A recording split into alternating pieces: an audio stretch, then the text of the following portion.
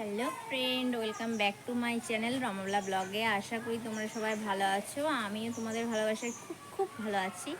আজও তোমাদের সঙ্গে নতুন একটা ব্লগ শেয়ার করব, দেখতে থাকো। আর আজ একা একা থাকতে হবে বাড়িতে, তার জন্য অনেক রকম কাজ আছে, এই অল্প অল্পই আছে, সেগুলো একটু একা হাতে করব আর তোমাদের সঙ্গে শেয়ার করব।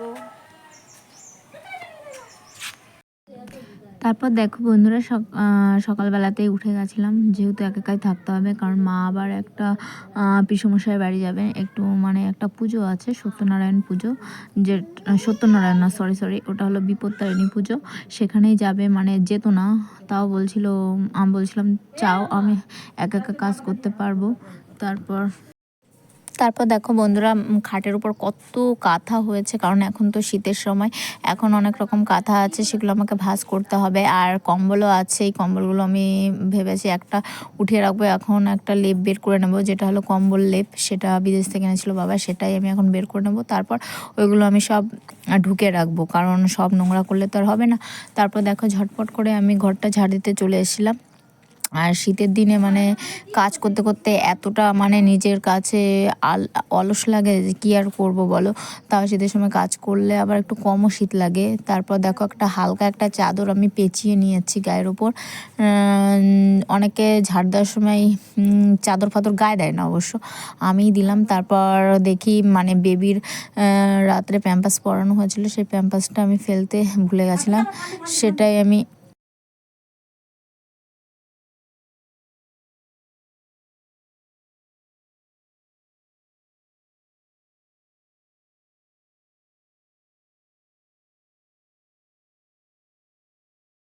ফেলতে ভুলে গেছিলাম, তাই আমি বের করে আমি ফেলে দেবো, কারণ ফেলেও দিয়েছিলাম। আর প্রতিদিন প্যাম্পাসটা ফেলে দিই, কারণ প্রতিদিন রাত্রে এটা পড়াই। আর তারপর দেখো বন্ধুরা, প্রতিদিন যে এত কোণে কোণে ঝাড় দিই, তাও এত নোংরা জমে, আর কি বলবো। এটা হলো আমাদের জঙ্গলের পাশে বাড়ি, তাও এত নোংরা কি করে জমে সেটাই আমি ভাবতে পারি না। আর যদি রাস্তার কাছে বাড়ি হতো তাহলে কি হতো ঘর বাড়ির অবস্থা।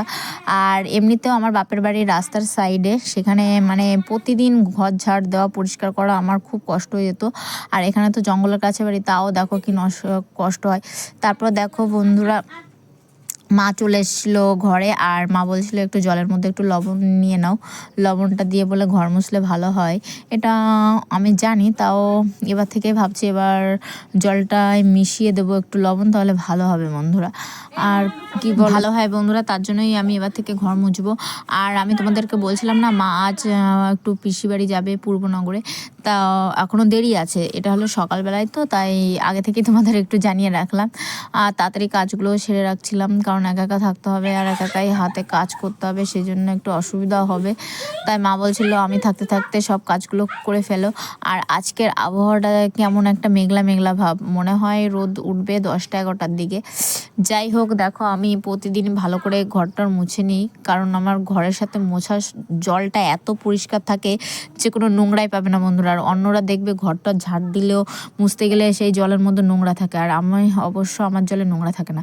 আর আমি একটা কাজ আমি করে রেখেছিলাম রাত্রে, এই ধরো উনুন লেপা, সেটা আমি বিকালে করে রেখেছিলাম, সেই জন্য আমাকে আর উনুন লেপতে হলো না। তারপর ঝটপট করে আমার বেবির জন্য খাবারটা আমার করতে হবে বলে আমি সবজিগুলো কেটে রাখছিলাম। আর মা বলছিল তুমি মনে হয় উনুনে রান্না করতে পারবে না, কারণ তোমার কষ্ট হয়ে যাবে, আর যেহেতু বেবিকে নিয়ে একা থাকতে হবে, তাই মা বলছিল গ্যাসেই করে নাও। আমি আবার বলছিলাম না গ্যাসে করব না, তুমি থাকতে থাকতে যদি আমি পারি ভাতটা বসিয়ে দেবো উনুনে, তারপর ও যদি ঘুমোই তাহলে আমি উনুনেই ডাল রান্না করব, আর ডালের বড়া দিয়ে ঝোল করব, আর মানে ওই ডালের মধ্যে একটু লাউ দেবো বন্ধুরা।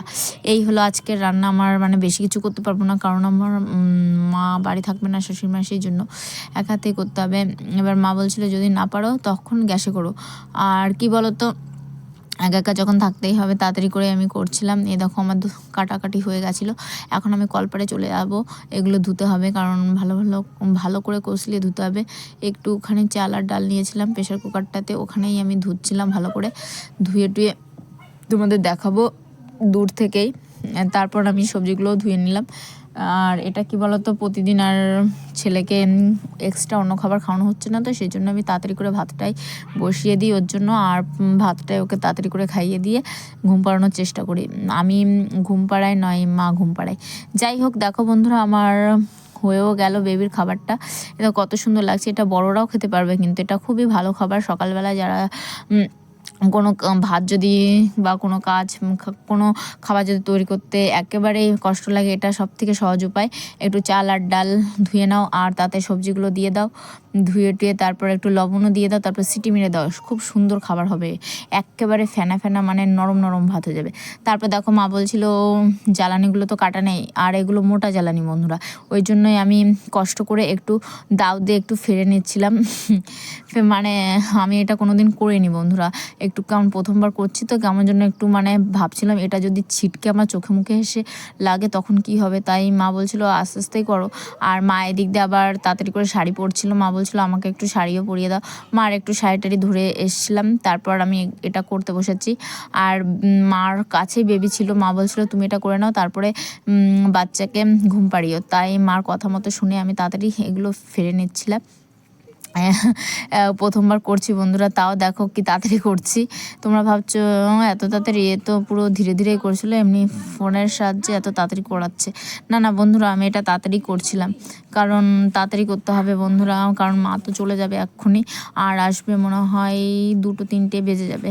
যাই হোক বন্ধুরা, আমি সকালে একটু রুটিও খেয়ে নিয়েছিলাম, যদি রান্নাটা দেরি হয়ে যায় কি আর করা যাবে বলো। বন্ধুরা ঝটপট করে আমি এগুলো ফেরে নিয়ে ভাতটা বসিয়ে দেবো। আর দেখতেই পাচ্ছ হাঁড়িটা প্রচণ্ড কালি হয়ে গেছে, আর আজ ভেবেছি হাঁড়িটা মেজেই রাখবো, মেজে তারপর আবার মাটি প্রলেপ দেবো। মাটির প্রলেপ দিলে ভালো হবে, কারণ প্রতিদিন এখান দিয়ে তো আমাদের বাড়ির সামনে দিয়ে তো ছোটোখাটো একটা রাস্তা, ওই দেখো ওই যে একটা দেখা যাচ্ছে না বাড়ির পাশ দিয়ে, ওগুলো পিসি বাড়ি, ওখান দিয়ে ভাড়াটার লোক থাকে, ভাড়ার লোকরা থাকে ওইখান দিয়েই রাস্তাটা। তাই যেই যাক না কেন ওখান দিয়ে যদি কেউ দেখে হাঁড়িটা এত কালো, তাহলে তারা কি মনে করবে, আমরা মনে হয় একদম নোংরা লোক বা নোংরা মানুষ, নোংরা হাঁড়ির মধ্যে ভাত রান্না করে খায়। যাই হোক, আমি এমনিতেও আমি হাঁড়ি দেওয়া কালি 2 দিন পর পরই মাজি, তারপরে আবার কালি হয়ে যায় বন্ধুরা, কি আর করবো বলো, প্রতিদিন মাজতে খুব কষ্ট হয়। এই দেখো আমি ডাল করবো বলে ডালের জন্য তাড়াতাড়ি করে লাউ কেটে রেখেছি। আর এই দেখো একটু মটর ডাল ধুয়ে টুয়ে সুন্দর করে প্রেশার কুকারে সিটি মারবো। আর এদিকে কটা বড়া বানাবো, তার জন্যই আমি ভালো করে একটু কষলে ধুয়ে নেবো। এটা কলপারে গিয়ে আমি ধুয়ে নিয়ে এসেছিলাম, সেটা আর দেখায়নি। তারপরে দেখো বড়া ভাজছিলাম, আর বেশি কিছু করতেও পারবো না বন্ধুরা, এটাই করতে করতে অবস্থা খারাপ। আর মাও চলে গেছিলো, আর একা একা করছিলাম যেহেতু, আর আজকে খাওয়া দাওয়া আমার ঠিক মতো হয়নি বন্ধুরা। তাই এই দেখো ডালটাও দেখে নিলাম। যদি ভালো লাগে অবশ্যই ভিডিওটা লাইক কমেন্ট শেয়ার করতে ভুলো না। আর ভালো থেকো, সুস্থ থেকো।